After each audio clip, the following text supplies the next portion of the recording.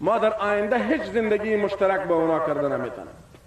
ما در آینده هیچ نوع آشتی را نه در حال نه در آینده بین اسلام و کفر ما آشتی را آورده نمیتونیم.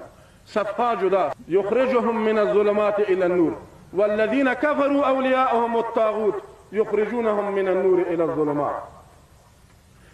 دوستی با کفار، دوستی با دشمنان اسلام قطعا در هیچ قاموس از قوامیس دین و مذهب جواز نداره و این را شما پیدا کردن نمیتونید. احکام اسلام در این مورد برادرها صریح است. ما جهاد به خاطر اقامه نظام اسلامی کردیم.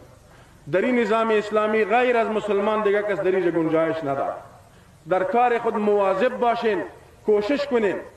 این کوشش بر ما هم لازم است، بر شما هم لازم است و به همه مسئولین جهاد لازم است که با تعهد خود پایدار بمانیم و در تعهد خود غدر نکنیم، خیانت نکنیم. پیغمبر صلی الله علیه و سلم فرموده که در او دنیا برای هر غدار در پالوی پالکونش، در پشت سرش یک جنده بالا میشه و این بالا شدن جنده به اندازه قدر هر کس می باشه و از مسئول مسلمان ها کرده، از امرای مسلمان ها کرده خدا نخواسته اگر غدر بکنن دیگه غدار بالاتر نمی باشه.